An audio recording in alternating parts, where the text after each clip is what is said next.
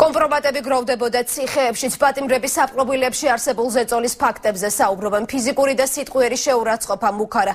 კუსტბის ყოფილი მეპატრონე მასზე განხორციელებული ძალადობის შესახებ დღეს პირველად ხვდება. შემზარავ ისტორიებს იხსენებს წყალბურთელი ირაკლი მარაქველიძეც, რომელიც ადვოკატის დახმარებით საქმიდან წერილს გზავნის.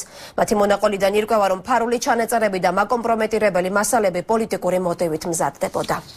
წელიწადი და ერთი თვე შუქი არ ჩაუქრიათ ესეც ფსიქოლოგიური ზეწოლა. კუსტბის კომპანიის 53%-იანი წილის ყოფილი მფლობელი ბესო ხარძიანი ციხეში გატარებულ დღეებს იხსენებს. ამბობს, რომ ხელმძღვანელობისგან მიგზავნილი პირებისგან ფსიქოლოგიურ და ფიზიკურ ზეწოლას განიცდიდა. ცემა, მუქარა და ღირსების შელახვა. ამ ყველაფერს ასობით ადამიანის მსგავსად ხარძიანი წლისა და 10 თვის განმავლობაში იტანდა.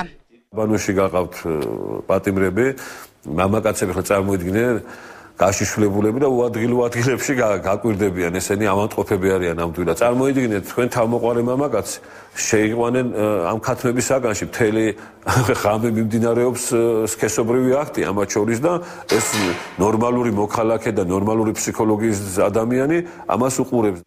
უფლებადამცველი ნანა კაკაბაძე წინა ხელისუფლების დროს ციხეებში არსებულ ვითარებას, საკონცენტრაციო ბანაკებს ადარებს.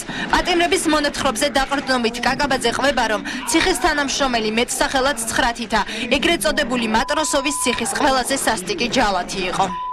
ერთ-ერთი ჯალათი, რომელსაც ზედმეტ სახელად 9 თითას ეძახოდნენ, წამების მერე დააგდებდა უკვე მომაკვდავს იატაკზე და წვეტიანი ფეხსაცმელები ეცვაო და აღწერა როგორი ფეხსაცმელებიც ეცვა ხოლმე ამ ადამიანს და ზეთყვრიმალებზე ახტებოდა ფეხით. ციხეში არაადამიანური მოპყრობის ფაქტებს იხსენებს კვირის პალიტრაში გამოქვეყნებულ წერილში ყოფილი წყალბურთელი და დღეს უკვე პატიმარი ირაკლი მარაქველიძე. თვენახევრის მანძილზე ჩავყავდი მორგში და მცემდნენ. მიდიოდა ფურთხება, სიგარეტებით წამება. ამომწვარი მაქვს მთელი ტანი. ბოლოს საცვლების ამარას მკვდრებს სადაც ჭრიან, იქ მაგდებდნენ. მეუბნებოდნენ ბოთლით გაგაუპატიურებთ, ხმას თუ ამოიღებო. ოღონდ არ გავეუპატიურებინე და ვითმენდი. მის მიმართ ხორციელდებოდა ფსიქოლოგიური და არა მხოლოდ ფსიქოლოგიური, ასევე ფიზიკური ზეწოლაც, რის შედეგადაც მას დაუზიადა ფსიქიკა და გახლავთ იგი ფსიქიკურად დაავადებული დღესდღეობით. ალეკო მუხაძე, გოგა ბუთლიაშვილი, ავთო პოპიაშვილი და ნიკო ხატიაშვილი. ირაკლი მარაქველიძე წამებაში სწორედ ამ ადამიანებს ადანაშაულებს. დღეს ალეკო მუხაძე და გოგა ბუთლიაშვილი იძებნებიან. ნიკო ხატიაშვილი კი კვლავ ციხის თანამშრომელია.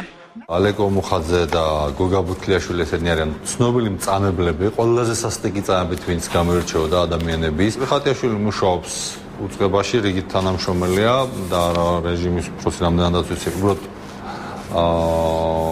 მასზე არ შემოსულა დღემდე არანაირი განცხადება. მეორე გვარი ავთოპოპიაშვილი მსგავსი ადამიანი ჩვენთან არ მუშაობს. მასობრივი ინფორმაციის საშუალებით ფაქტის გახმოვანებად საკმარისია იმისათვის, რომ ჩვენ გქონდეს გამოძიების დაწყების საფუძველი და ვცდილობთ, რომ არც ერთი ფაქტი არ დარჩეს რეაგირების გარეშე.